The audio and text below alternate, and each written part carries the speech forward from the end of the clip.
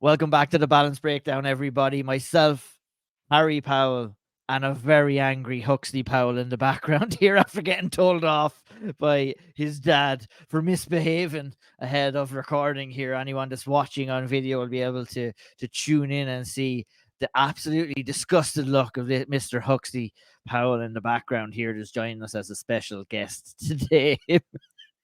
I just he hasn't moved an inch since you put that ring around his neck, and I just oh Fuck him, little bastard.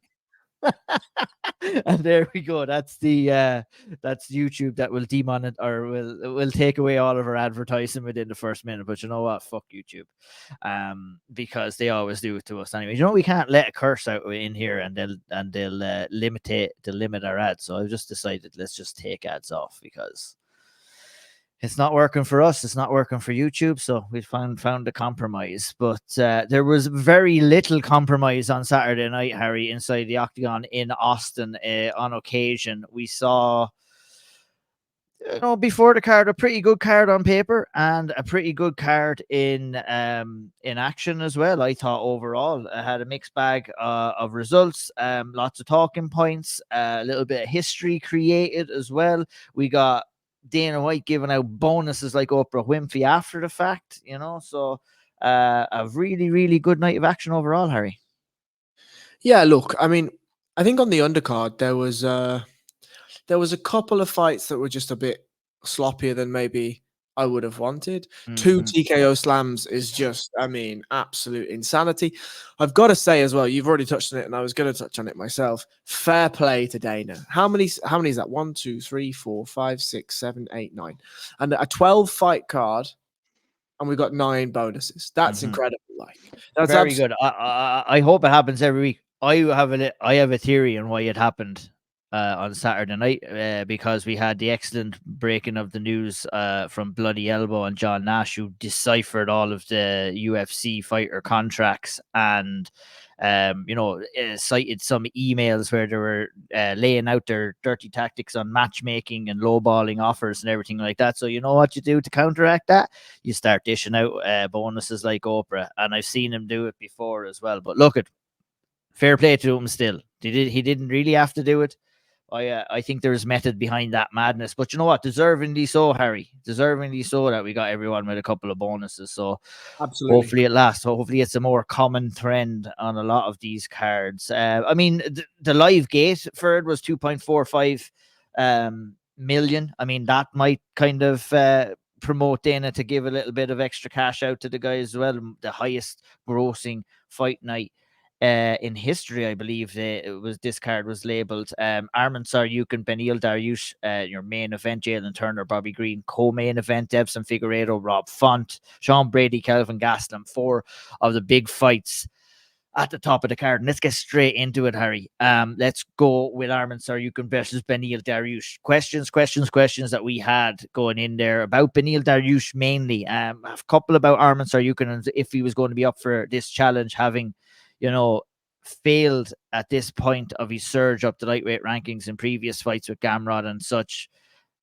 He didn't go out there and he didn't fail. He actually put on an absolutely blistering performance and got Beneil Dariush out of there in 1 minute and 4 seconds. And I mean, there's not even too much to break down on this. We got 1 minute, 4 seconds of action, but I think the big question was answered on Arman Tsarukyan. I think the big question maybe even answered on Beneil Dariush and if he has the capabilities, if he has the mentality, maybe of fighting these elite level guys at the top of the division. It doesn't look good based off his 2 last performances, but that's not to take away from Arman Tsarukyan and going out and doing what he did. Very worried for him going in. A lot of drama outside the cage, Harry, with Bobby Green and fighting and all of this kind of distraction before the fight, but he didn't let it affect him at all. He went out there and absolutely destroyed Benny, and it was a tremendous performance. I'm sure you agree. Yeah, I think both of them actually performed relatively well. Like Beneil Dariush came out fast, landed 2 kicks that I think Arman Tsarukyan expected Beneil to be slower than he was. The 2 kicks that were thrown, Tsarukyan was like, oh shit, okay, fucking hell, fair enough. And then Tsarukyan took a slight step back out of range and just began to win the outside foot battle for 60 seconds. And it just killed Beneil Dariush, like killed him all over the shop. Arman, I think, had two answers. The first was if he was on his back foot, he was going to be looking for check left hooks as he circled and pivoted out to that left-hand side, and we got to see it a couple of times. But again, I think he was shocked by the speed of Beneil Dariush entering into the pocket, closing in on distance, and did a good job of keeping his footwork disciplined and angling off to that left-hand side and throwing those shots over the top. But I certainly felt that Beneil wanted to set a pace early and wanted to prove early enough that he was in and around this fight for as long as it was going to be. However, Arman Tsarukyan just kept winning that outside foot battle, and Beneil knew that he couldn't throw, otherwise he was going to get countered on. And the closing sequence, I mean, was basically really the first exchange that Arman sat down on a shot for, and he won the outside foot battle. He faked a right hand, a big right hook, turned it into a double collar tie, throws the knee, and used the momentum of the knee coming back down to the ground to land just a picture-perfect right hand. And I don't think we really needed the coffin nails, frankly. But, you know, I understand main event, couple of shots. I get it. But fuck me. Like, what I just wrote there is, Jesus Christ. That is an insanity of this finish. Unreal. Like, to be able to generate that much power based off that movement is something that we haven't really seen all that much. And it was a picture perfect shot, landed straight on the button and immediately put Beneil out as well. And I was just massively impressed. You know, that's what Arman Tsarukyan really need. Look, you can go out and you can get a win over Beneil Dariush, and people will still be saying that, you know, oh yeah, he's good, he's up there now, but you know, you're inserting yourself right into the title conversation when you go out and take out somebody like Beneil Dariush in just over a minute, and that's exactly what he did. Outside foot battle, very well said as well. I thought maybe he was going to try his hand at grapple him and try and bring him long, but Arman Tsarukyan, he wanted to go out there and get the job done as quickly as possible and leave no doubt in anybody's mind that, you know, he's ready. He's not talking about any kind of warm-up fights or gimme fights. He went in straight for the title, is what he called for. And, you know, after a performance like that, you know, that's what you have to do. You know, we've seen with Arnold Allen, you know, he goes out and he said, I don't know if I'm ready. You're not going to get it if you say that you're not ready, or if you call out Max Holloway or somebody like that. You go out there and you call your shot, and that's exactly what Arman did. I think maybe the biggest conversation around this main event probably comes with the aftermath. You know, not too much. We wanted to break down the fights here on the balance breakdown, but there wasn't too much to break down here. He found his range early. He had his footwork to the tee. He was winning that outside football, you hear me? Outside foot battle.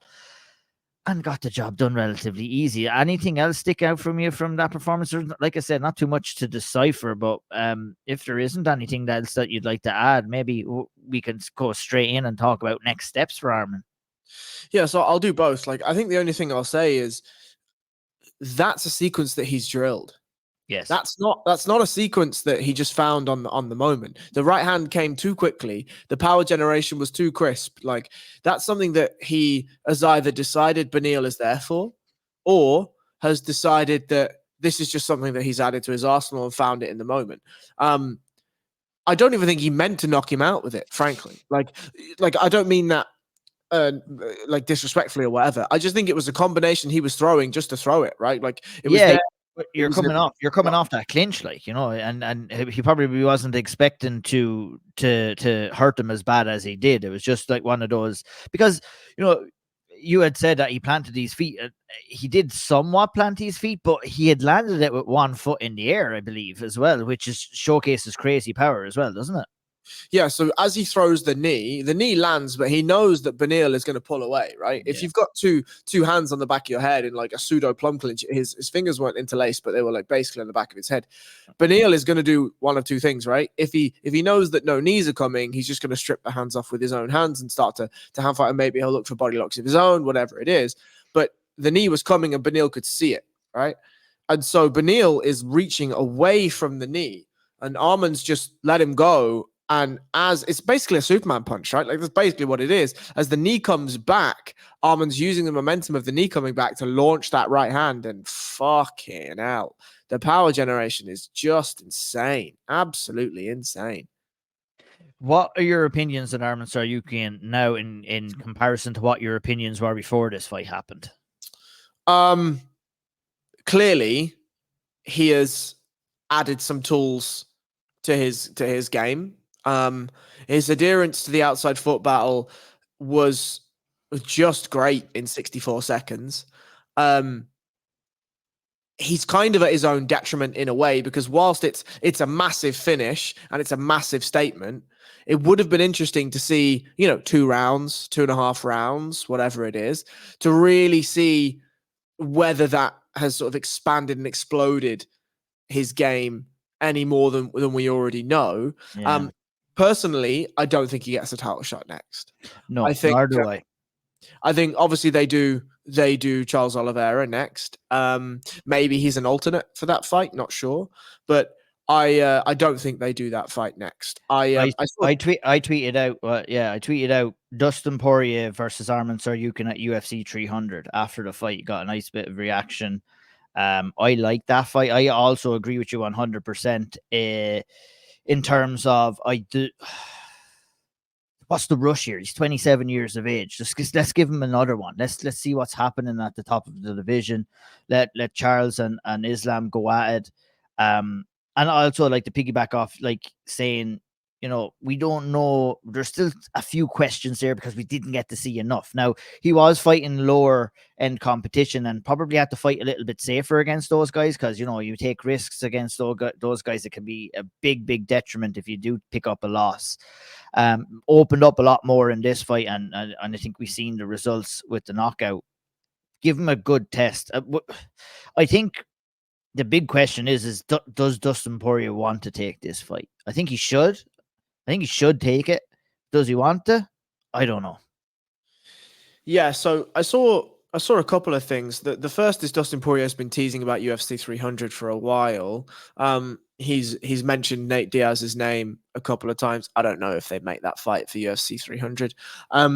But specifically for Arman Tsarukyan, I think Dustin Poirier is absolutely the right answer. That's the name I had on my list too.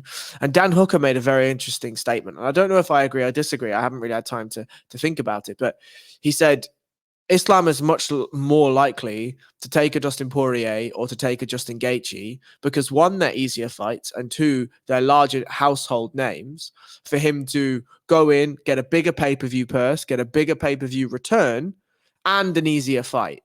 Dan Hooker is like, I'm not sure we'll see Islam Makhachev versus Arman Tsarukyan 2 before Islam retires. Now, I think that's maybe a bit of hyperbole, right? But he's like, why wouldn't you just take Michael Chandler or Conor McGregor or Justin Gaethje or Dustin Poirier, knowing that all of those fights are far easier fights for you than an Arman Tsarukyan 2? And I think that, from a business perspective, actually makes a lot of sense for Islam Makhachev, right? Yeah, I can't really disagree with anything that was said there, to be honest. Like, I can't disagree, but I can't say that I like it all too much either because, I want we're getting into a big trend of champions avoiding going on long runs in divisions right now. I just want to see that kicking off and going again, but I don't think Islam is the guy that's going to do that, to be honest. I agree. I'd like to think so. And look, taking the Alexander Volkanovski fight, I think he knew how good Alexander was. And I don't really think that just because Alexander was a weight class below, I don't think Islam's saying, oh, well, that's an easy fight for me, so I'll take it. I think he was well aware of the skill set of Volkanovski. And I think, Khabib he would have fancied his size a lot in that fight. And I think, you know what, he got away with it in that first fight because that was really close. I think he may have underestimated Volkanovski ever so slightly, if that's even a possibility. But I think he underestimated, not based off his skill set, but what he was able to do as a man that was like physically smaller than Islam on the night. And, we obviously saw what happened the second fight. I think we can kind of throw away that second fight given the circumstances as well. But yeah, it's like funny. We've been like quite some time into Islam's tenure as a champion here, and we've yet to see him actually defend the title against, I guess, a quote unquote legitimate lightweight, so it'll be interesting to see what happens. Before we move on, I've got to ask you, what do you want next for Beneil Dariush? Where does he go from here? I think Beneil needs to have a long sit down and decide what he wants from now. Like, Beneil, I don't think at this point is getting a title shot. Mm-hmm. I certainly think, he's 34 years of age, but he looks 40. you know. He's had a lot of fights. He's been in a lot of wars, taken a couple of tough back-to-back losses in these last two. And so does he want to go out and have a couple of fun fights, right? Does he want to go out in a bit of a blaze of glory? Fine. Does he want to go out and be the gatekeeper now for the next set of 155ers coming up? If so, fine. Personally, I wouldn't be mad at him taking a significant step down in competition, having one more, winning that fight, and then riding off into the sunset on a win. I just, if you have a 7-fight win streak in the UFC 155-pound division and you don't get a title shot, you're never getting one. You're just not. 100%. 100%. Like we talked about it on the preview show. You go on that run, you deserve to get the title shot. But his reward was the Charles fight, and it was a real uphill struggle after that, and it's going to continue to be a real uphill. Like you're right in what you're saying. He needs to ask himself, what is he doing this for anymore? Is he doing it just, for the love of competition? Because I said it, man, he didn't look like he was having a good time over in Vancouver ahead of the Charles fight. I didn't obviously get to see him ahead of this fight, but obviously didn't go too well for him either. And those two losses will be crushing losses as well. Not to be beaten, but to be finished on those two occasions. And time off, I think, is definitely needed for him right now. Reassess things and maybe come back next summer, next fall, see what's happening with him. But, the thing about coming back and taking a fight is that, you come back, you take a fight, you might get the win. And then, yeah, in an ideal world, you ride off into the sunset. But what that win gives to you is a little bit, maybe a false confidence that you could go and do it again. And then you put yourself into this kind of cycle of more head trauma, really, when you go in there against any of the elite levels. I would go as far as to say that I would struggle to see Beneil Dariush be any of the top 5, 6 in the lightweight division right now at this stage of his career after what has happened. And that's sad, because he's one of the good guys. But unfortunately, some of the good guys finish last in the UFC, and that seems to be the case for Beneil Dariush. Should be interesting to see what happens with him. Any final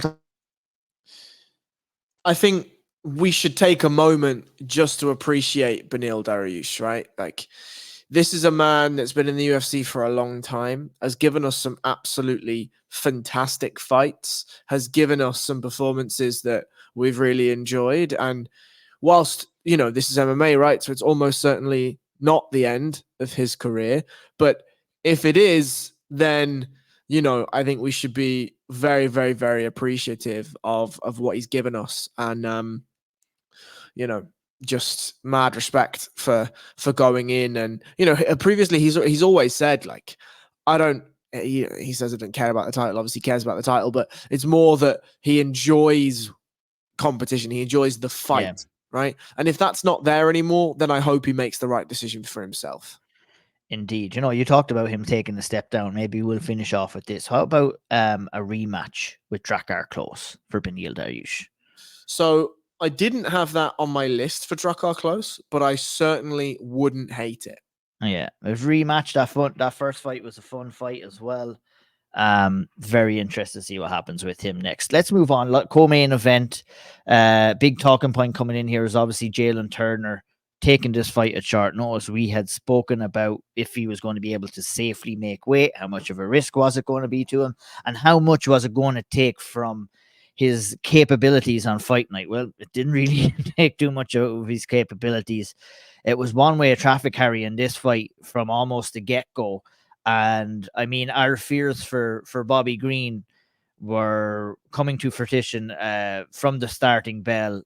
Jalin Turner just started walking him down and landing shots and controlling the distance, controlling the range, and just making life really horrible for Bobby Green. Look, we'll talk about the actual performance itself first. We'll talk about the finish of the fight second. What were your thoughts on Jalin Turner and his performance?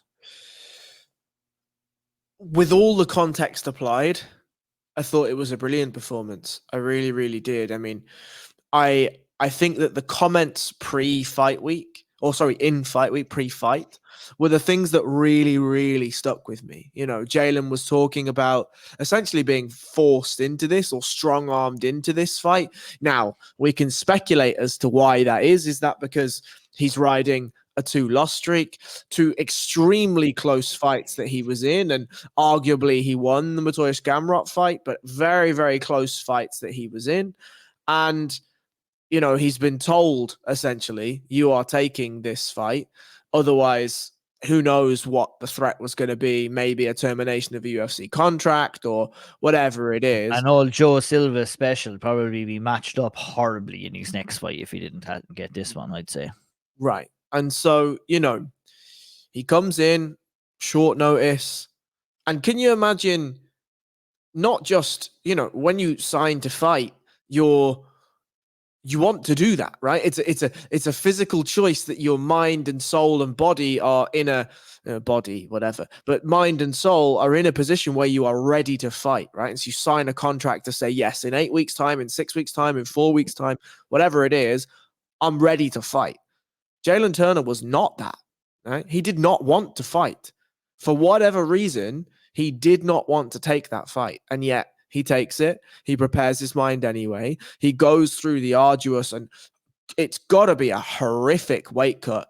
We know he struggled with weight in the past. And so to make the weight on short notice and to look like he did in the fight, I thought was astounding.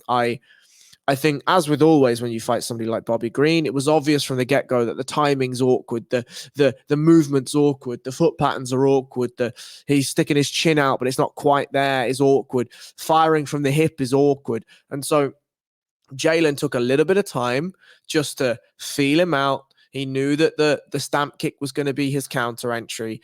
He started to land those clean 1-2s. He started to walk Bobby down, as you said.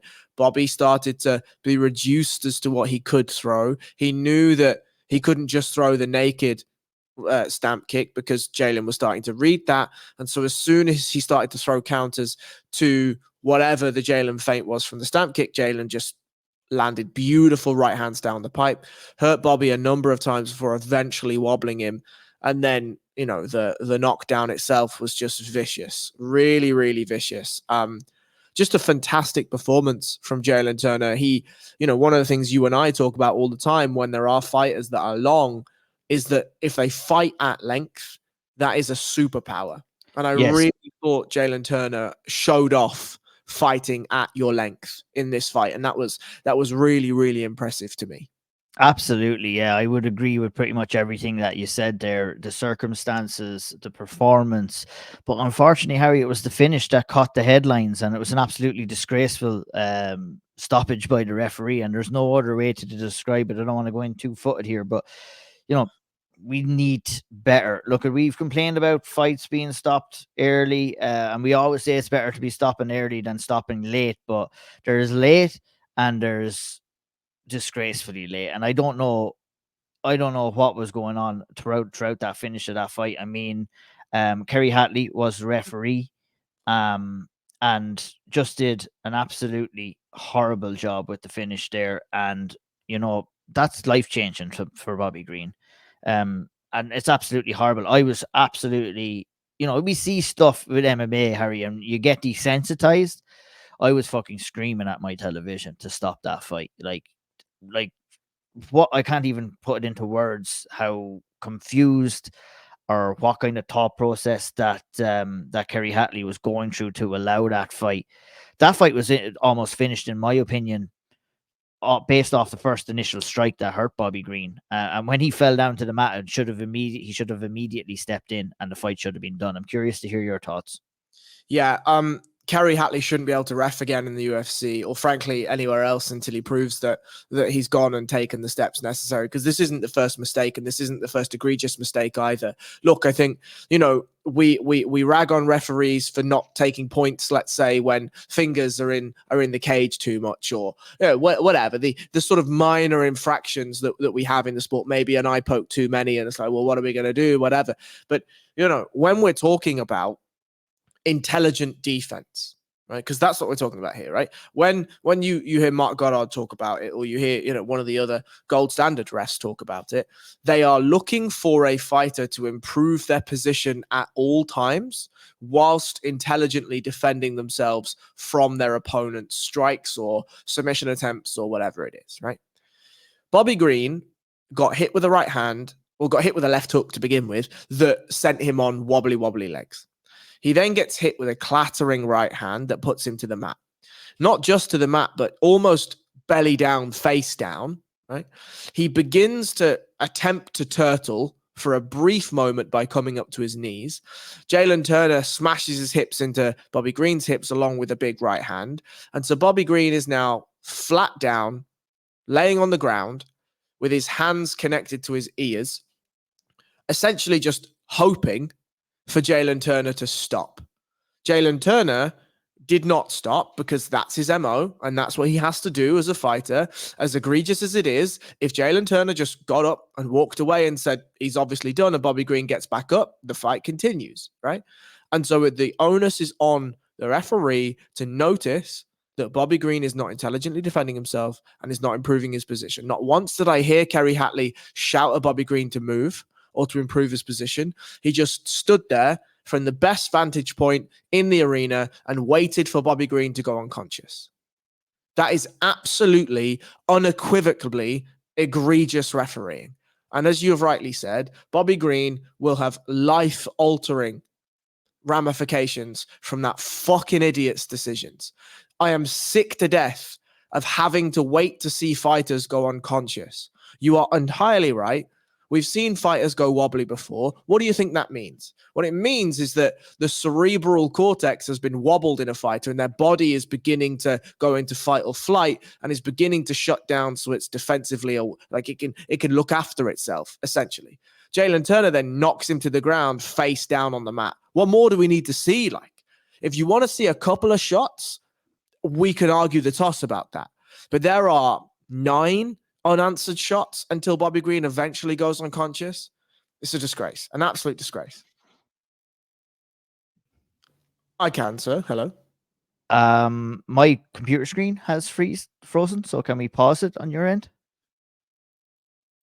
An absolute disgrace indeed. Very well said, Harry. Not too much more to add on to that for myself.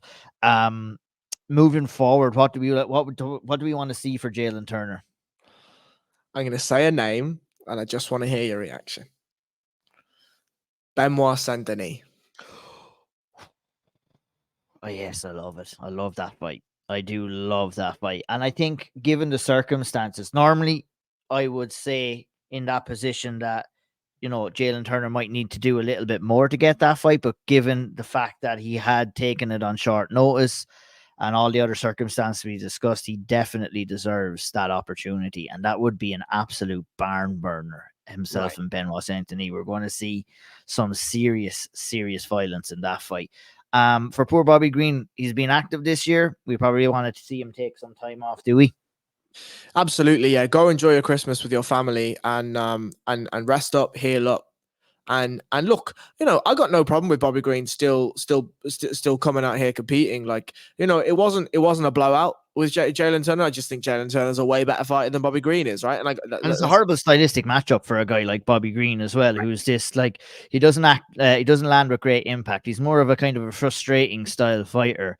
Who likes to kind of close the space and make things awkward, but like you can't do that against a guy that has the kind of abilities to utilize his size and his reach advantage the way Jalin Turner has, and it also a guy who has some serious power as well. So yeah, I mean, I would have suggested if Paddy Pimblett got the win against Tony Ferguson, Bobby Green, but I don't think that's going to happen now at this stage, especially. Not a fucking chance. And yeah, but hopefully we get to see Bobby Green in there again and get to see him in a couple more fun fights. He's a fun character, always causes a little bit of a stir in and around the place, and that was no different as well on Saturday. Like I said, I tweeted out, or maybe I didn't tweet out, maybe I just thought to myself, or maybe I said it in the group. I was like, Bobby Green is about to get into his 4th fight of the week here.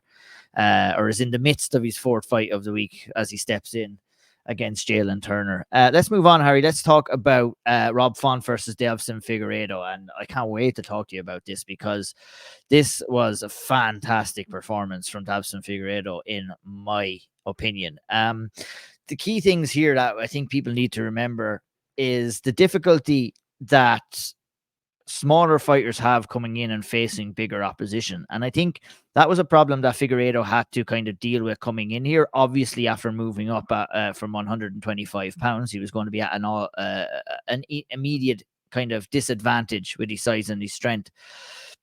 Another thing I was kind of worried about Deiveson Figueiredo coming in here as well was his style and would it translate to 135 pounds, because he's a forward moving fighter and very explosive moving forward as well. But the problem when you're a smaller guy and you're trying to use that explosive forward moving power is that you could kind of end up on the receiving end of a shot coming in from a bigger guy. Now, he may have had more confidence in doing that at 125, but I don't know, and I didn't know whether that was going to be the case here against Rob Font. But what we've seen is a complete switch up here from Figgy.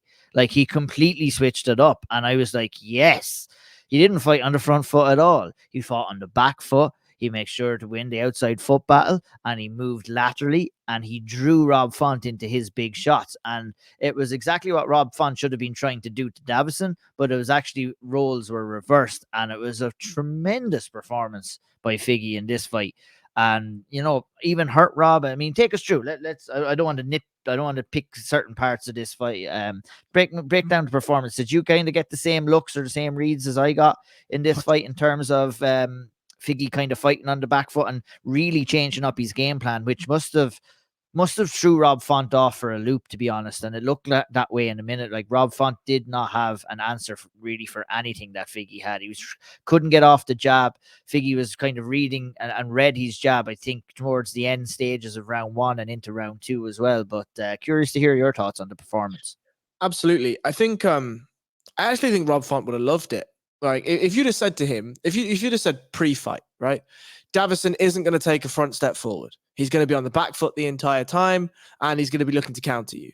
Rob Font would be like, perfect. That's exactly what I'm looking for. I'll just drown him in volume because that's what I like to do. But the thing that Deiveson just showed to me was the fight IQ, right? The willingness and the ability to throw away basically a career's style of fighting on the front foot, being explosive, being the bigger, stronger, heavier guy. And he was like, I just don't need it. Like, I can do this stuff as well. And the thing that was just brilliant was he would bait Rob Font to step into range. He had really, really good head movement. He countered well with single shots. If he could find the body, he would work the body. He didn't waste time with too many kicks. Everything was just infighting when he'd forced Rob Font to overcommit. Everything was, I'm going to threaten grappling. I'm going to force takedowns. I'm going to make sure that you know from round 1 that I can put you on the mat if I need to. And so that's going to dictate some of your hesitancy to step into range and otherwise. So I'm going to have more time to see the longer reach limbs coming. And this was actually just the perfect counter to having Jalin Turner and Bobby Green just above it, right? Because Jalin Turner used Bobby Green's style to his advantage with the extra length. Rob Font suffered the extra length because Deiveson Figueiredo was smarter when it came to range management, when it came to in-pocket fighting, when it came to making it a mixed martial arts fight over just a boxing match. And I think the thing that was just so impressive was Deiveson's ability to land impactful strikes, his ability to pick the right shot at the right time. And I wrote in my notes just at the very end, just to skip all the way to the end, I said, if this is a 5-round fight, Figgy finishes in round 4. Like, the end of that third round when he had Rob really hurt on top, landing shots, Rob was doing okay from the bottom to keep himself safe, but you could feel that he was wilting. Right? The shots had started to accumulate. The lactic acid had started to build up. The gas tank was slowly tiring. You know just as well as anyone, if you throw shots 100% and they miss, it's only so long until that really fatigues you, right? That's really, really tiring. And a lot of the shots that Rob was throwing was missing. And I was so impressed by Deiveson Figueiredo. So impressed.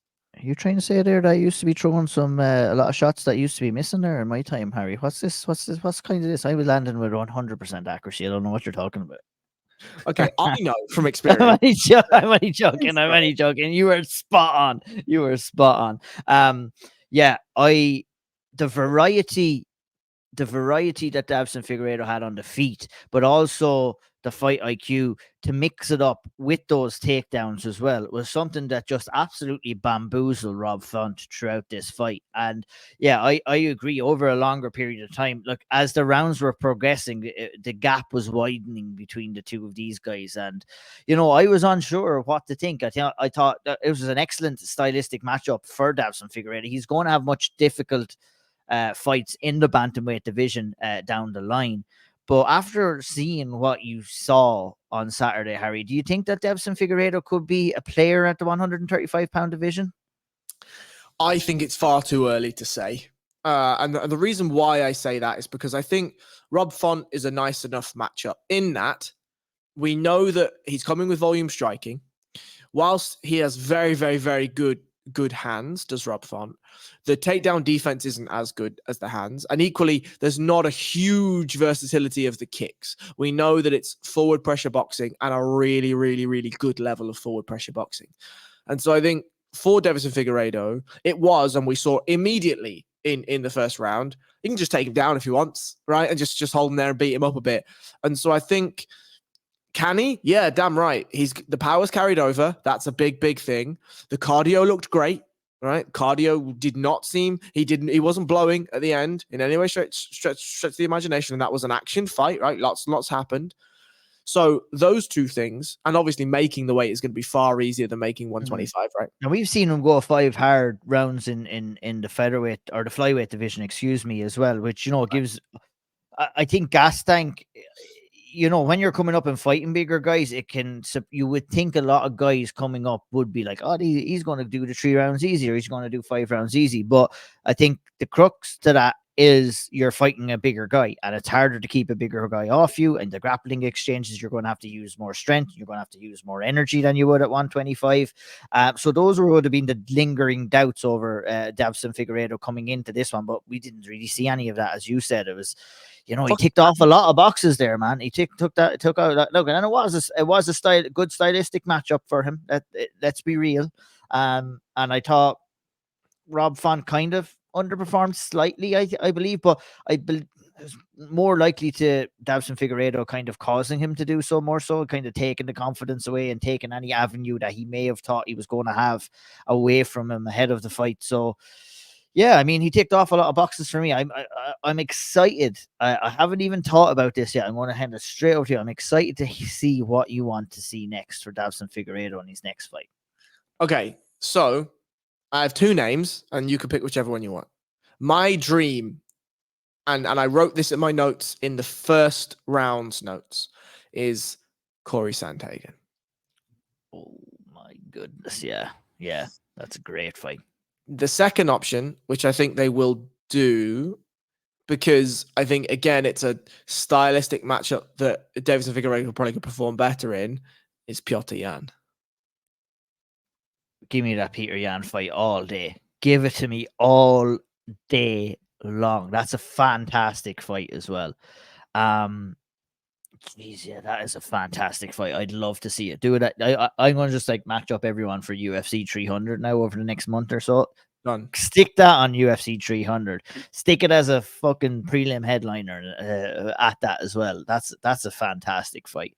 And then you could, if he does well against Petr Yan, you're moving him up to the Corey Sandhagen. I think Sandhagen is not really willing to fight down. He's done the Song Yadongs recently. He's up at the top of the division, and he's right in the mix. Obviously, Sean O'Malley getting the win is going to provide some fresh meat for him up at the top, and I'm sure he really fancies himself in a striking battle against Sean O'Malley as well. It'll be interesting to see how that one went down. But yeah, a lot of exciting fights for Deiveson Figueiredo, and it's hopefully, we get him in there again relatively quickly. Getting on in age too, let's be real.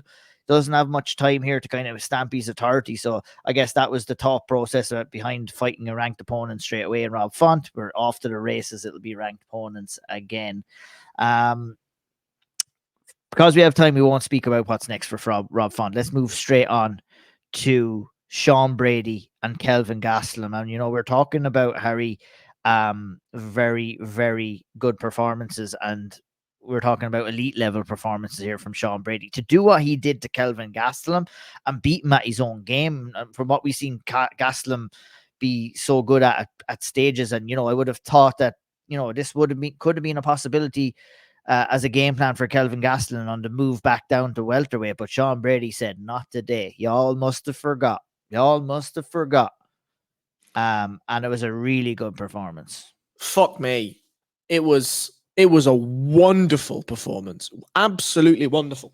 From pillar to post, he absolutely fucking battered Kelvin Gastelum. Positionally dominated, had a really, again, as usual, he was searching for submissions, he was searching for dominant position, he was searching for damage. He was searching for exactly what we're looking for from a top side grappler in Sean Brady, right? The takedowns, fantastic. The way he set up some of those takedowns, baited Kelvin to step in with a shot, level change come underneath. The left hook to the ankle pick was absolutely outstanding in the first round. Absolutely loved some of the mat returns. There was a moment where Kelvin was trying to lean to all fours from a back body lock. Brady started to sit his hips down, so Kelvin had to waddle back a little bit to make sure that he wasn't falling back. Brady just kicks his right leg out, sits him down, immediately starts attacking the neck. Just savagery all around. Absolutely gorgeous stuff. I thought Brady hurt Kelvin on the feet a number of times. Some really nice left hooks over the top, some good body work, couple of really nice low kicks from Brady. And this to me, right, is what you do when you suffer a performance like you suffered against Belal Muhammad, where Belal Muhammad just broke him. That's what happened, right? He broke him.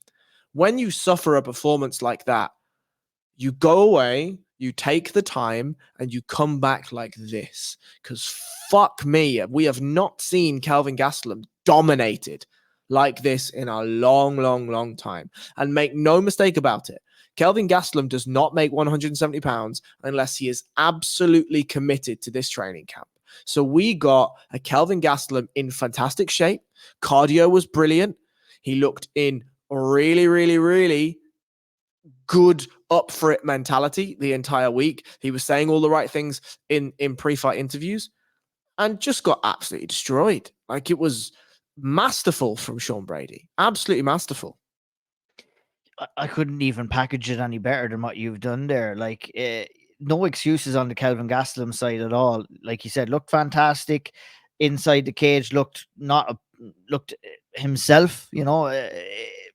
He probably wouldn't say he looked himself after getting dominated, but there can be no excuses here. But we always say here, and I especially love watching a guy coming off their first defeat of their career to see, that's the major kind of vantage point that they'll have to take in terms of what changes do I need to make? What have I been doing wrong? To kind of get to the very top of the division, it could be the smallest of changes that you might need to make. And he figured out what he needed to figure out against Belal after the Belal Muhammad fight. And it was unbelievable. I heard some people that were saying that he was the word going around that he wasn't a good fighter, because that was crazy. I saw a little bit of a talk, but come on, look, credit to Belal Muhammad for doing what he did as well. I think another massively underrated fighter too. But Sean Brady is back in business, and he's kind of put that loss in the rear view mirror clearly. And tremendous showing from him, and really excited to see him back in there again, whoever that may be against.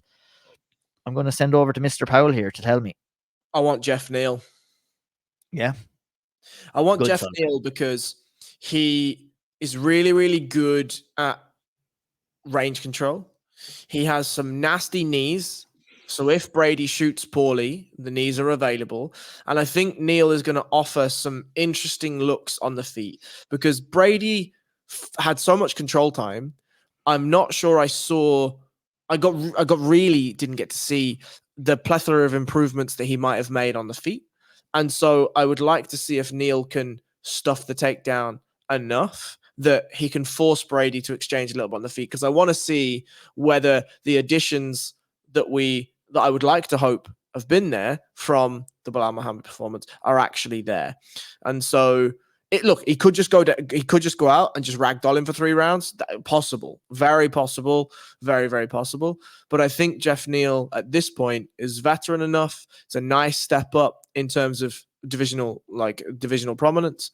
And if you go out and you win that, well, then we're looking at a Shavkat Rakhmonov, or we're looking at a Vicente Luque, or we're looking at, one of the upper tier echelon guys in that division once again, maybe even the Bilal rematch, whatever it is. But yeah, I think with Sean Brady, time is on his side. So let's rebuild him properly to build him back up to the prominence of contender that he was before.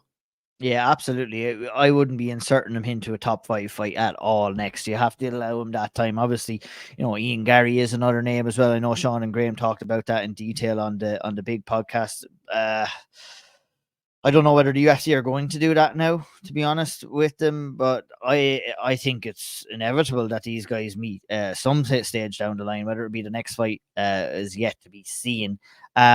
Moving on down. We have Joaquim Silva and Clay Guida.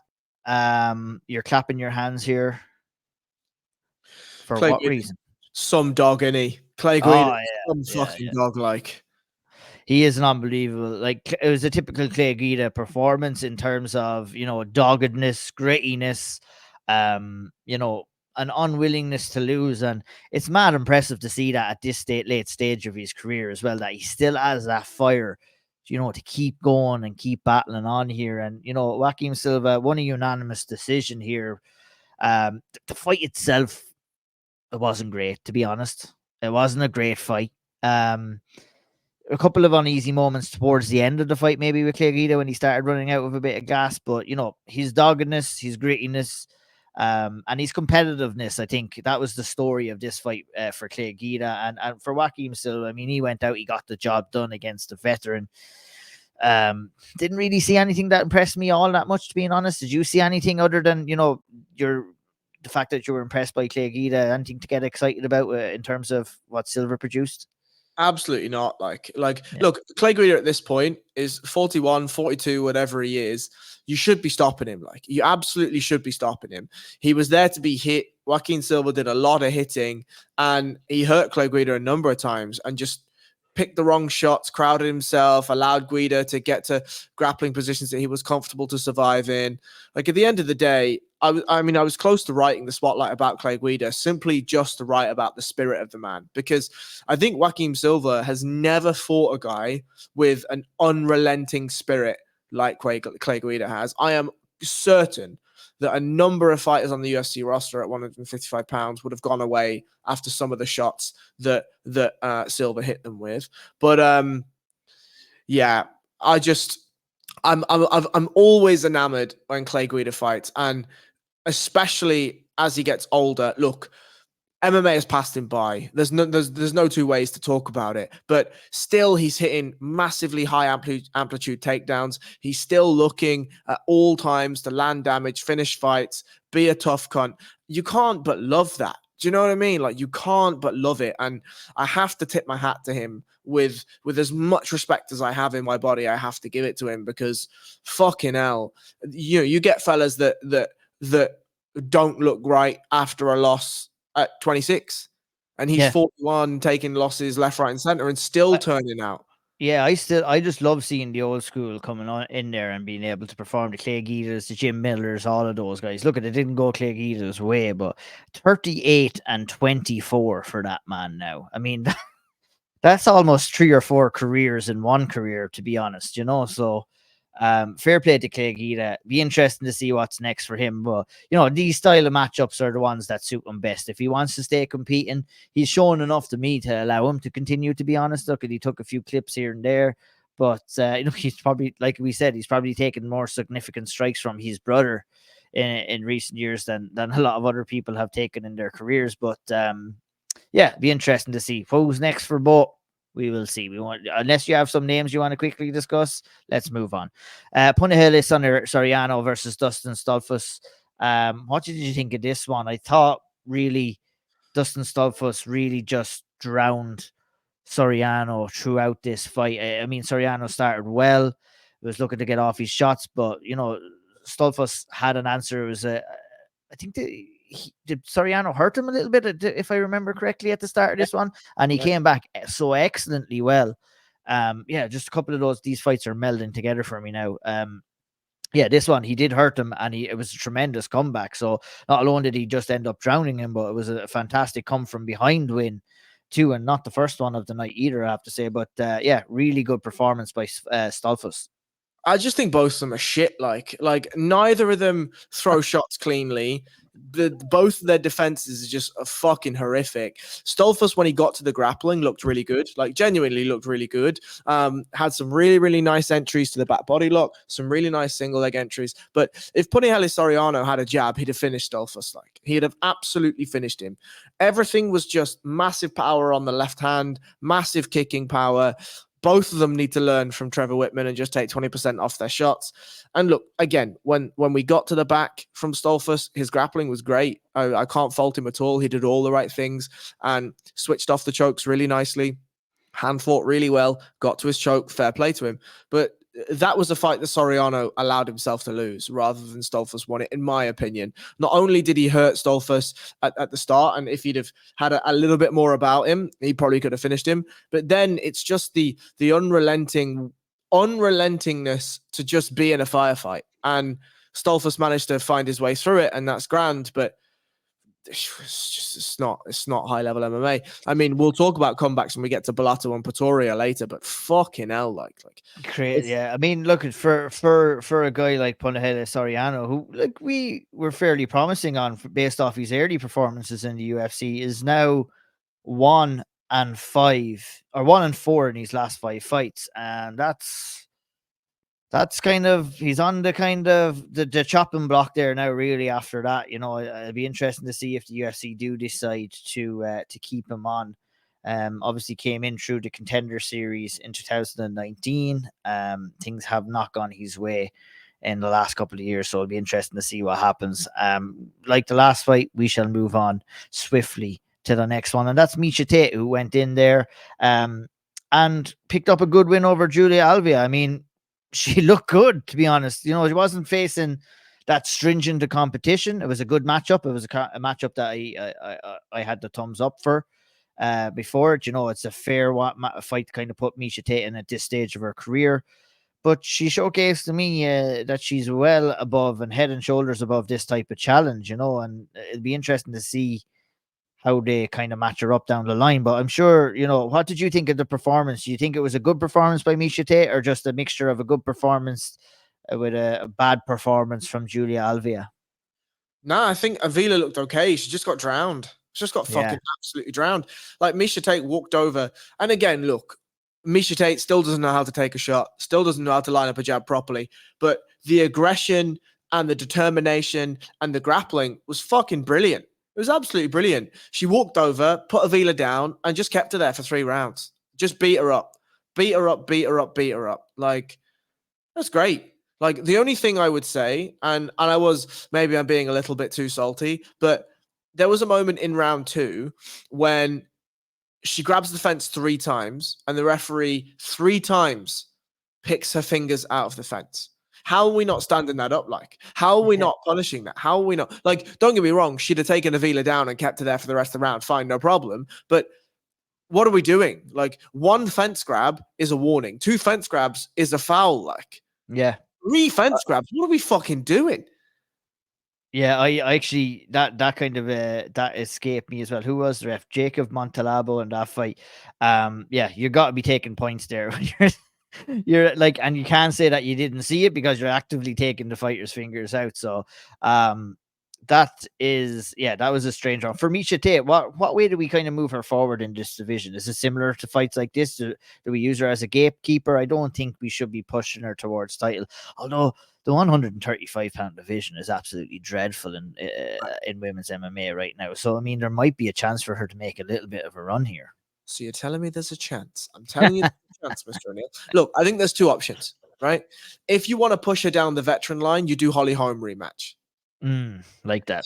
If you want to give her a fight that she can win and move her towards the title again, chuck her in with Pani Kianzad, because she will ragdoll Pani Kianzad. for three rounds. If she comes in looking anything like this, she will run across the cage, put Paniki out on the floor and keep it there.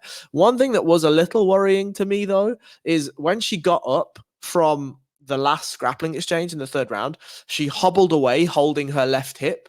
Now, I don't know whether that's a pre-existing injury. I don't know whether that's an injury she picked up in the fight, but she's a lady that's had some children, and she's a lady that's had a long MMA career. So I would be concerned about whether she can keep her body together and her body healthy enough that she can turn around in enough of a time to take one of these sorts of matchups. But those are the two names that I was kind of thinking. Yeah, it's a very good point too. A lot of wear and tear. Miesha has been around for a long time, and I guess the rumor mill is circulating that it could be a potential fight with Ronda Rousey again that they're trying to set up. I don't think that's going to happen. I don't want to see that happen.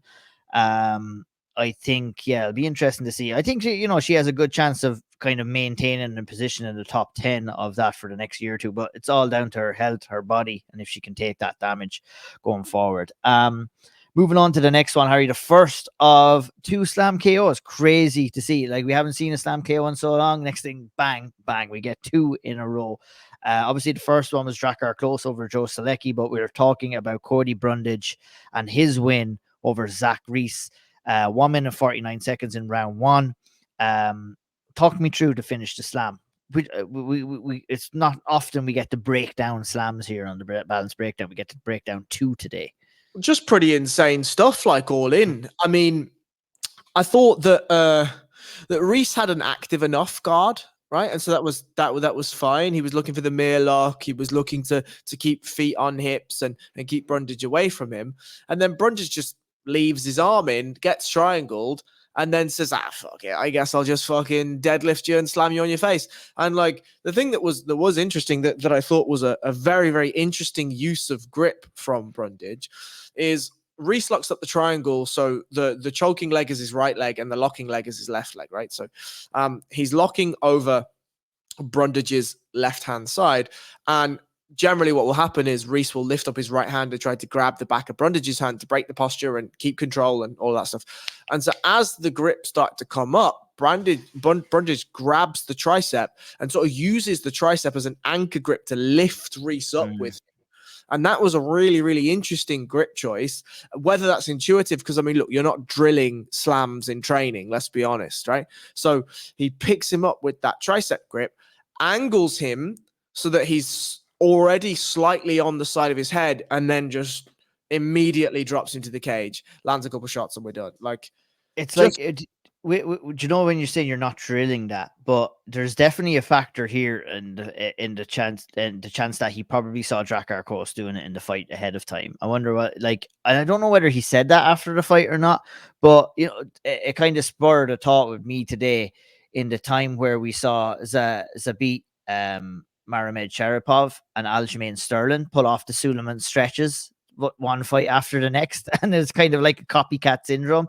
And maybe there was something about that with Cody Brundage where he saw what Drakker did and decided to do the same. But it was an excellent technique. It was a vicious knockout, not as vicious, I don't think, as the one Drakker pulled off. There was a couple of shots that were needed after the fact, but really impressive stuff by Cody Brundage, and fair play to him. At middleweight, do you see him making a little bit of a surge in that division, or what are you thinking with him? Probs not, but you give him to Shara Magomedov. Yes, that's what you do. Perfect. Yeah, I love it. Drakker Klose, Joe Solecki, we kind of cited this fight a couple of times doing the Cody Brundage fight. This was a fantastic, Drakker Klose is a guy who's been around for a long ass time as well. And, getting prepared for a fight, I had spoken to him on the build up to his fight with Rafa Garcia. And he was talking about coming back and making a run and, turning the corner and feeling that he can make a run in the division. And in preparation for the Mark Madsen fight, a guy who he actively called out when I spoke with him and has a very kind of fractured relationship with the preparation for that fight. He does his ACL, big kind of injury at this stage of his career.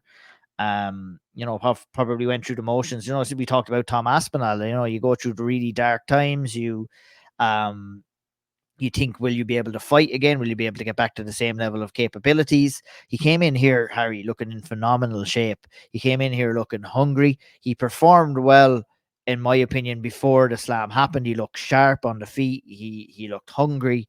And the slam was just absolutely beautiful. Like, and totally meant as well. Sometimes, you're trying to power out, but I think the sole purpose of this slam was to knock out his opponent, and he did it excellently well against Joe Solecki. I was really happy with and kind of impressed by Drakker Klose's performance here. And I do think that the win does warrant a big jump up in class for him next. But talk to me about the performance first. Yeah, so both men started very, very fast. Very, very fast. The speed and sharpness of Drakker forces Joe Solecki to jump on a single. Some nice grappling from Joe Solecki. This is what we should expect from Joe Solecki. He's a black belt. He's a good black belt. We know that he can do some of the grappling stuff. I thought that Drakker Klose kept himself very, very safe on the ground, did what he needed to do, got back up. And the thing that was really interesting to me is you just about see why Drakker Klose said that the armbar wasn't on. And it's because as Joe Solecki starts to set up the armbar, generally, as a rule of thumb, our thumb points the same direction as our elbow does, right? So when you're finishing an armbar, more often than not, you're told that you want the thumb pointed to the sky, or if you're breaking over the hip, you want your thumb pointed towards the outside space, right? So when Joe Solecki throws up that armbar, he wants Drakker Klose's thumb to be pointing the same direction to his knees, which at the time was towards his left-hand side, right? What Drakker Klose does is he watches for that leg to come over and he inverts his thumb the entirely opposite way. So now, instead of there being an armbar, he's essentially got a bicep curl on Joe Solecki, right? He then reinforces with his second hand, picks Joe Solecki up, and actively turns his body to strip some of the hamstring curling pressure that Joe Solecki has over his head and forcing Solecki to start to slide off. So his angle is not sort of parallel on where his hips are square and his chest is square with Drakker Klose. Instead, he's sliding off the side, and that's when he gets slammed on the side of his head. So I completely agree that was an intentional finishing movement. It wasn't, I mean, look, obviously he also wants to get rid of the armbar, right? So I'm not saying that, of course, but he like, you can chuck a guy off as well. You can kind of do it that way, but like the idea of putting in and coming down with that force that Drakker Klose came down, it was obviously to get him off and obviously hurt him as well. And it was brilliant to see. It was one of those oh shit moments, really, where you hadn't seen something in such a long time. And he really enjoyed it, you could tell after. And you know what, like the minute he landed that slam KO after being out for so long, he obviously he's with he's married and has a kid with Courtney Casey as well. And after being out and having that big injury, that will be very important, that bonus for him for income into the household. And you could tell he was shouting for the bonus straight away. He wanted it. And that's the thing we don't kind of talk about enough when these guys have prolonged injuries and are out for quite some time. There ain't no fees coming in. They might be able to put on some sessions in the gym, but you're not doing one-on-ones. You obviously can't train to compete. So, times were tough. I was really happy. Like, I think Drakker is one of the good guys in the lightweight division. I was very happy to see him come back and win in the manner that he did as well. It was super, super impressive. Who would you like to see next for him? Joel Alvarez. Oh, yes. On fire with that. That is brilliant. I love it. Let's do it. When would you like to see that fight, Harry? Any event? Tomorrow, if I could. I was setting you up to say UFC 300, but I would take it tomorrow as well. That's brilliant. Moving on, Rodolfo, Bellato, Ihor Potieria. Yeah, great come from behind win. That's the only thing I will say about this. What did you think of the fight? Absolute fucking garbage, the pair of them. Yeah, they're terrible fighters, but it was a good comeback, that being said, wasn't it? High drama. I was on the edge of my fucking seat. Firstly, I will say I would have had no problem if they'd have stopped the fight in round one when Bellato was absolutely fucking out of it for a portion. But fair play to him. He managed to wear Pretoria down with his own face, and he gassed Pretoria out with his own face. And then he manages somehow to push Pretoria over and land enough shots that, it looked like he was playing the UFC game, right? It got him bunched up against the fence and was just fucking doing this like he was beating up his younger brother. And I'm like, what the fuck are we doing? In terms of who next, frankly, who gives a shit? But I've got Ion Kutalaba or Kennedy and Dzekruku. Yep. Perfect. Who gives a shite versus who gives a shite next? I'm with you with that. Jared Gooden versus Wellington Turman. Any standout points for you in this fight, Harry? Yeah, Gooden's not great, but I actually thought Wellington Turman looked pretty good. It's just that I do wonder whether some of the capabilities that he had have been taken away. One, because it's a far larger weight cut, and I think he's going to be focusing far more on the weight cut in his camp than he is on skill acquisition. Turman, I just thought was doing pretty well. Gets cracked. Wobbly legs, gets taken down, gets finished, no problem. Either Carlton Harris or Alex Morono next for Gooden, I think. Love it. Veronica Hardy went in there to open up the card in the 125-pound division, won a split decision over Jamey-Lyn Hort. What do you think of this performance and fight?